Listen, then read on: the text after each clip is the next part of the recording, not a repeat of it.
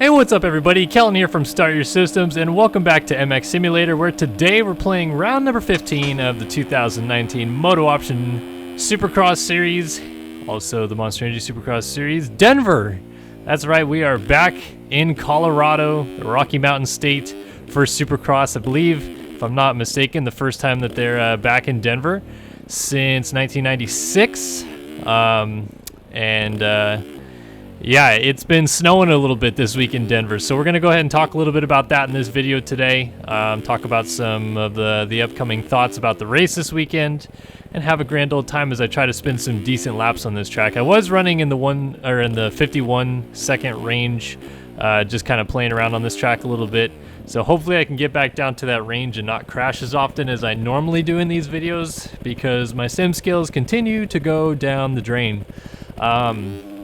But yeah, talking about this track just a little bit, fairly straightforward track. I feel like it's a pretty prototypical like Supercross football stadium type layout. The start goes almost the entire length of the floor, but then cuts off before the end to have a lane go down the backside where there's a Supercross triple.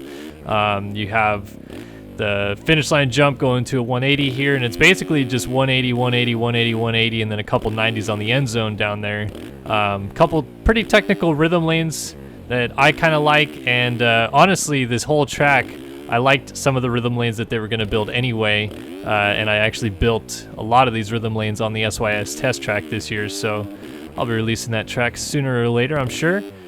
But I'm rather familiar with a lot of the rhythm lanes on this track. I like this little kind of like roll table double thing that they have going on here. From the track map that I've seen, like pictures of it from inside of the stadium, that doesn't look as table-y as I expected it to be. It's actually more of like almost a rolled dragons into a backside dragons, and a lot of other things like that. But yeah, I think the biggest question mark about the track this weekend, obviously, that everybody's having is with it having snowed in Denver midweek on Wednesday, and there's actually some pictures that came out of the track with the tractor still on the track being covered in snow, and that was really obviously concerning, because you're like, well, even if the snow dries up at this point, that moisture has nowhere else to go but into the track surface, and that's exactly what I thought was going to happen. But what nobody really showed us, and we couldn't really get a good view of this until the snow started melting, was that there's actually tarp underneath the snow covering the track still,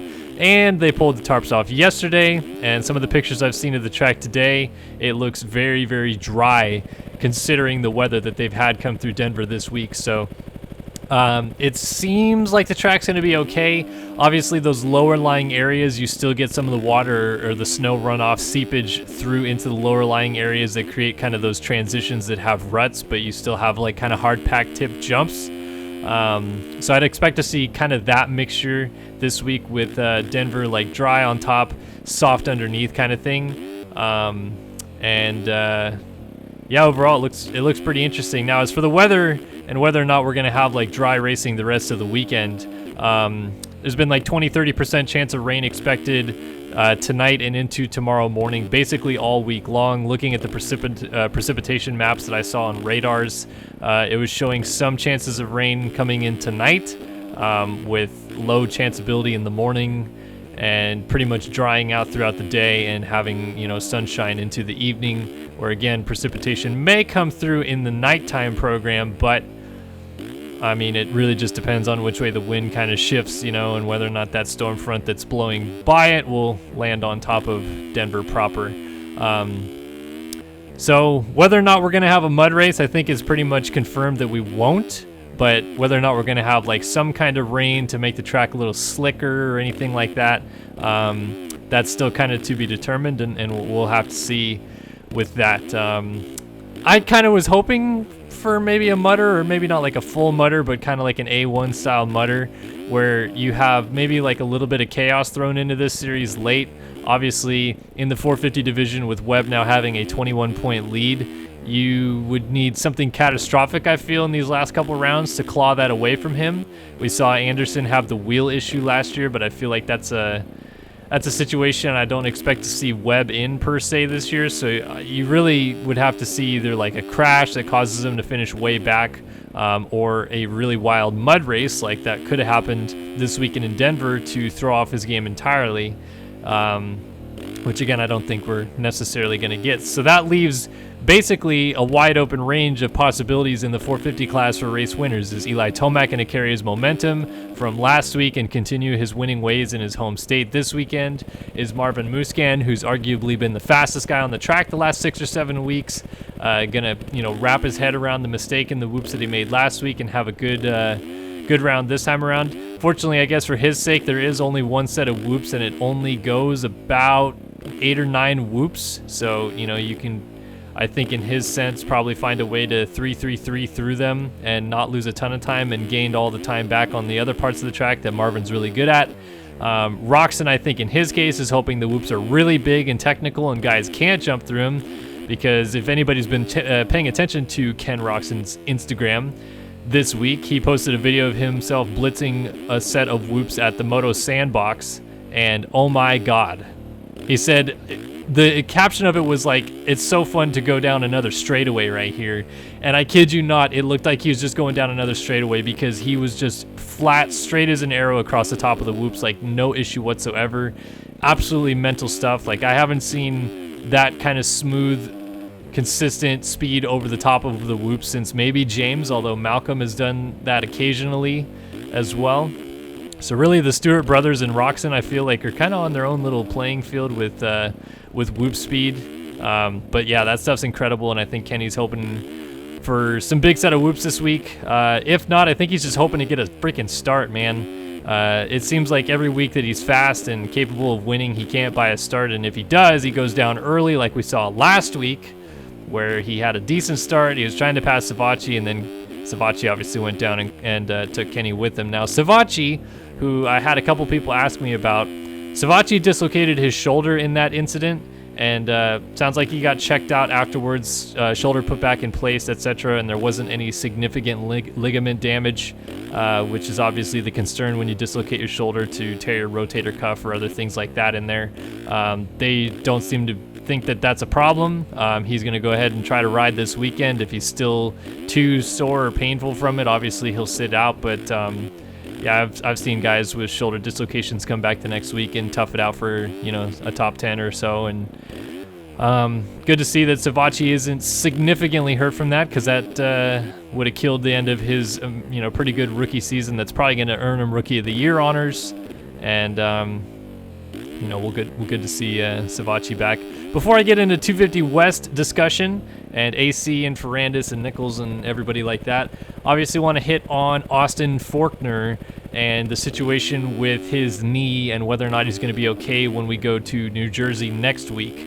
I heard via the Pulpamex show that they believe it was, meniscus ACL tear, but I haven't seen anybody actually confirm that. No Cowie PR, nothing from Austin that says that. But Steve on the Pulpamex show did say that they basically expect Austin to go out there and try, but it's pretty unlikely that he'll do anything crazy good, which means that the opportunity again has been swung wide open for this 250 East Series to be won by either Chase Sexton or Justin Cooper. But that's just a small update on Forkner as the situation lies. We'll hear more, obviously, once official announcements come out and Cowie PRs and things like that. Let's talk about this 250 West region, though, and them starting back up. And, yeah, it's Dylan Ferrandis holds his own destiny in the palm of his hands here. If he can clinch another victory, his third consecutive victory here in Denver, then all he really has to do is beat Cianciarulo in Vegas. I guess technically speaking, he needs to either win or beat him by 2 positions, because if they tie, Cianciarulo still gets the tiebreaker on victories. Like say Ferrandis gets second and Cianciarulo gets third in Vegas. If they tie, then Cianciarulo would still be the victor. But if Ferrandis wins out from here, if he wins this weekend and wins Vegas, which it's not completely out of the realm of possibility, then Ferrandis could sneak this championship away from Cianciarulo, which to me is pretty crazy, given how Cianciarulo looked like he had it handled when we were going into Seattle. Ferrandis scoops a win. Cianciarulo has a rough week at Houston, a rough Triple Crown, and loses a bunch of points and now only has a 5-point advantage. Given how Cianciarulo has been riding, and just, if you disregard the Houston drama, I still think that this is by far his championship to lose. I don't see him losing it because he gets consistently, in my opinion, better starts than Ferrandis, and he's overall been a little bit faster in the races than Ferrandis. We can even point to Seattle and that Cianciarulo looked like he was the better rider. He just couldn't pass him. And, Houston, he won the first main event and then had a bunch of issues after that, but he was pretty convincingly so winning that first main event and had like no issues. So I still think Cianciarulo gets it done, but I think that this is going to be a real, story to follow, like kind of a big storyline just this weekend to pay attention to. Is it's really, in my opinion, in this 250 West division, just them that's going to finish 1-2. Now Nichols has gotten a little bit better. He won one of the 3 main events at the Triple Crown at Houston. He's slowly worked his way back into speed again after some lackluster results and obviously crashing out of Seattle. But I don't think that his speed overall is quite the same level of Ferrandis and Cianciarulo, where if he starts with them, he stays with them per se. I could be wrong. Maybe he does. But it just doesn't look like that's been the case, at least since maybe like round 2 or 3 of the series even. So whether or not someone gets in there, ruffles the feathers of Ferrandis and Cianciarulo, I really doubt it. But that's why we dropped the gate. We'll never know until the gate drops and we see where these guys are at and whether or not Nichols has stepped his game up, or guys like Dakotas can find their way up onto the podium, or Hampshire's turned his season around a little bit and lands up in between them as well. Like, there's a lot of variables at play in this 250 West region, which again is kind of why I'd hoped we'd had a mutter, because you kind of throw everything out the window then. You're like, well, who the heck knows who's going to win? Whoever gets the start could probably win the race. It could be someone not Ferrandis or Cianciarulo that gets a start and goes out and wins and, gets their first career win or whatever.